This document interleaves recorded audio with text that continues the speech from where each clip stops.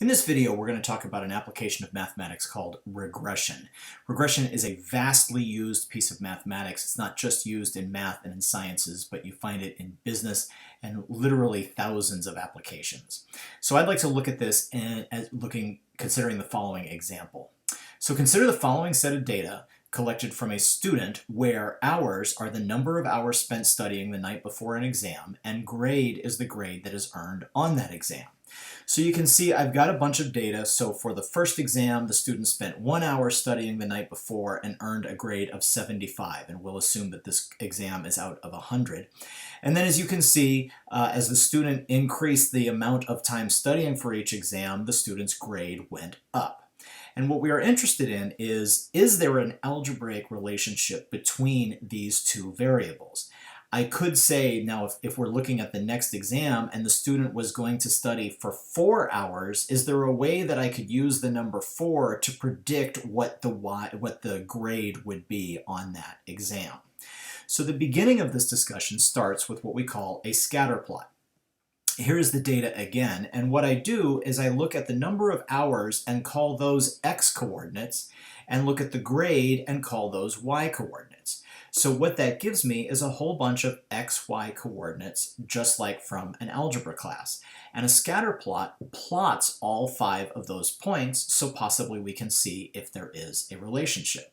So here is a graph that I made using Microsoft Excel for these 5 points. And when you look at these 5 points, you see, there does seem to be a trend. I could see that there is almost a linear relationship between these points. These points almost fall on a line. They don't fall on a line, but they almost do.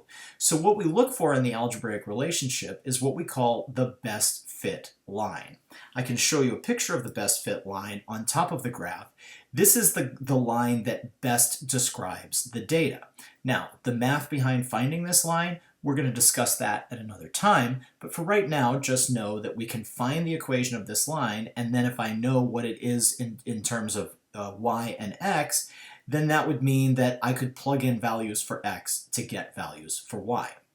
So in this case, looking at this scatter plot, I would say that there is a linear relationship between these variables. So in the beginning of this discussion, we want to look at scatter plots and decide whether or not we can see a relationship between the variables. Since this line does a very good job of describing this, I would say that there is a linear relationship.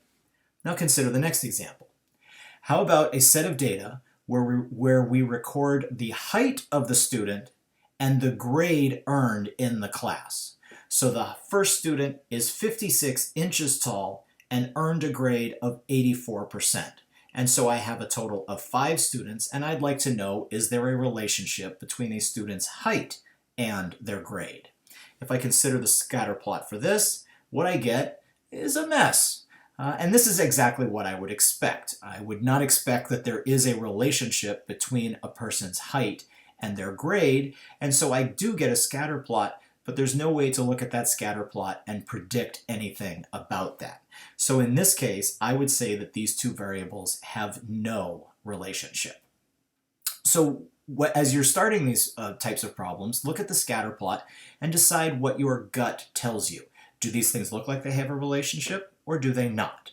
Now, one other example that I'd like you to consider is, what if I dropped an object from a cliff and I considered the set of data where t is time after the object was released in seconds, and d is the distance that the object has fallen in feet. So I have a set of 6 data points, and I can draw the scatter plot for these, and I get what clearly looks like there is a relationship. Now, if I go with the first example and think about whether or not there is a linear relationship, it actually looks like there is. And in fact, I can draw you that, and I get a line that goes through those data points. And I would have to say that that line does a pretty good job of describing those data points. But if you stopped looking at if you finished the discussion by looking at the line, you would miss a key point. not all relationships are linear. It is possible that a relationship might be quadratic. If you notice, these points kind of fall along a parabola. And in fact, if I put a parabola on top of that, you can see that the parabola does a much better job of describing the set of data than the line. So not only would I say that there is a relationship between these variables, but I would say that there is a quadratic relationship between the variables since it's best described by a quadratic equation. So in the beginning, we look at scatter plots and decide whether or not there is a relationship. It might be linear, it might be quadratic, it might be some other type of mathematical function. The next piece of this is actually finding out what that equation is going to be. So if I go back to my first example where we had the hours and the grade, looking for that equation, we are going to use technology to help us.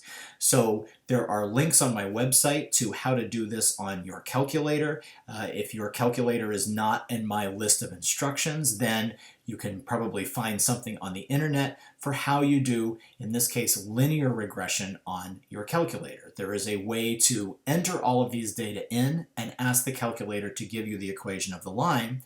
And if you do that, you'll find that this equation is 5.2x plus 71.7. And these are rounded values. I rounded to the nearest tenth. You can see that if you extended this line, it would have a y-intercept right there around 71.7, and it has a slope of 5.2. This is now an algebraic relationship. So, for example, if we knew that this student was going to study 4 hours, I could plug the number 4 in there to get the y-coordinate on that line, and that would give me the estimate for what that student was going to get. If I go to my dropping the object off of a cliff data, I considered that that possibly was a linear equation first. And if I plug that data into my calculator and ask it to give me the equation of a line, I get 84.7x minus 75.6. But again, remember, we decided that this was a pretty good description, but not a great description because the quadratic line did a better job. Asking my calculator to give me the quadratic equation tells me that it is 15.8x squared minus 1.1x plus 0.2. Again, I put that information into my calculator and ask it to give me the quadratic model, and these are the 3 coefficients that I get out. And again, I rounded these to the nearest tenth. Like I said in the beginning, this is a very, very, very useful piece of mathematics. We will use this often, so it's really important that you know how this data goes into your calculator and how to get these models out of your calculator.